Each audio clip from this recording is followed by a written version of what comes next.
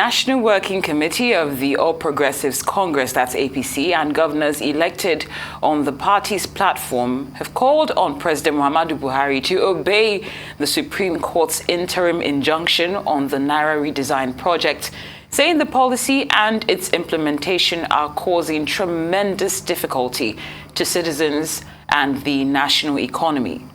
The national chairman of APC, that's Senator Abdullahi Adamu, in a resolution read yesterday at the end of an emergency meeting of the party, urged the president to intervene in resolving the issues which he said were causing great problems for the economy. Adamu had called the meeting to intervene in the current face-off between governors elected on the platform of the party and the president. In attendance were the presidential candidates of the APC, Bola Tinubu, 11 governors and 2 deputy governors. We have resolved as follows. We note very seriously that the program and its implementation is causing tremendous difficulties to the people of the Federal Republic of Nigeria and to the national economy. That we urge the Attorney General of the Federation and the Governor of the Central Bank of Nigeria to respect the Supreme Court's order of interim injunction, which is still persisting.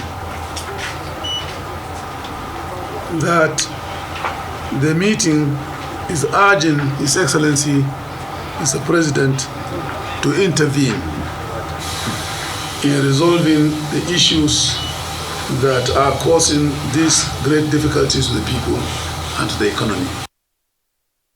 Now, Rise News analyst Dayo Sobowale joins us now to discuss the outcome of the meeting between the APC and its governors over the Naira redesign. Good afternoon and great to have you on Newsday. Welcome to the program. It's a pleasure. Right.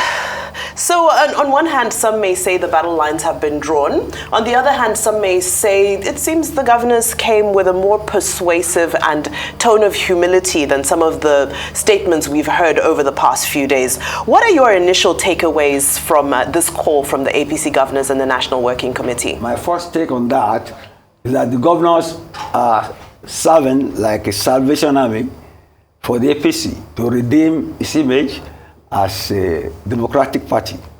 And in the process, they are setting the record straight with regard to the rule of law. Like I mentioned earlier, we practice this presidential system of government, which have separation of powers. It is just not unconstitutional for the president to give a ruling while a case is before the Supreme Court. That is not constitutionalism. Constitutionalism is when the institutions in the political system work according to the rules. That is why I commend the governors. I even commend the chairman of the party for having the courage to criticize their leader, because the president is their leader. That is constitutionalism. And in a way, it shows that the APC is more responsive to the sufferings and yearnings of Nigerians than the other parties. I will have expected this thing to be a partisan, across the board resolution by all the parties involved in the election. Because election is merely about political competition for power. They should not have teamed up, forget their differences, and called on the president to respect the Constitution. Not doing so shows that they are not really in tandem with the sufferings and yearnings of Nigerians. Because people are really suffering. People can't move about, they don't have money for food, for water, they don't have fuel to paddle their canoe or use their vehicles to go to work. So something has to give. And in the sort of presidential system we practice, which we copied from the Americans, there's something called lame duck president. which is what our president is supposed to be now. You see, after a president has served his term, either one term or the second term, and is on the way out, and the parties have nominated somebody to contest for the presidential, the president is expected to sit back and make sure that the status quo is not disturbed on the way to the next election. This president has done the opposite. It is just not on. And now we hear that he has gone to Addis Ababa, and from there he's calling on Nigerians that he has their best interest at heart. That sounds a bit dubious, given what we have on the ground now. And I think the sooner the president respects the rule of law, the better for all of us. That's my first take on that. Well, thank you, Mr. Sobowale. Yes. But some might say that the aggression with which these APC governors are fighting this policy is suspicious. You know, this meeting came at the time when the video also went viral in Ogun State, where some residents were being handed, you know, envelopes with 1,000 Naira notes, and they expressed worry that, you know, it wasn't going to be accepted. But then they were told that, you know, the banks in that state would be made to accept that. So the question still remains that why is it this particular policy that the APC governors seem to now say that they are responsive to the plights of Nigerians, when there are indications? Well, one of the reasons this policy was put in place was to ensure that vote buying would be kept at the bare minimum. Look, I see the bravery in the action, not aggression. Dissent is part of democracy.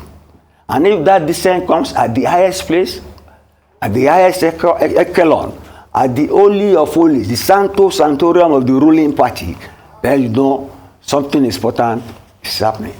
It takes a lot of courage for governors within the same party, who has the president as their leader, who see him almost on a daily basis, to stand up to him and tell him to respect the rule of law. It's like a son telling the father, enough is enough. It may sound different. It's different behavior, but it is not aggressive. You see, just like there must be law and order in the society to have peaceful elections, there must be respect for the rule of law, especially for a president who is on his way out. You know, the president should be bothering about the legacy he will leave. He's been in power for 8 years. He didn't remember this policy until on the eve of his departure. There is something mischievous about that. And it is overeating the polity. It is just not on. You see all the protests all over. People are not crazy. People are not crazy. It's only Nigerians are a peaceful lot. See, Israel. In Israel, Netanyahu has won election 6 times. It's just been sworn in now. He wanted to tinker with the Constitution so that the appointment of judges can be overthrown through a parliamentary majority. Thousands of people have been demonstrating for the last 1 month to make sure it does not do it. But Nigerians don't come out. But you know they are a long-suffering lot. A long-suffering lot. And yes, God is always on their side. A long-suffering. If I say they should protest now, the security forces will be after you. But dissent is part of democracy. The majority can have its ways, the minority must have its say. On that profound note, I think you've given us a lot to think about and digest. Yeah. And thank you so much for that.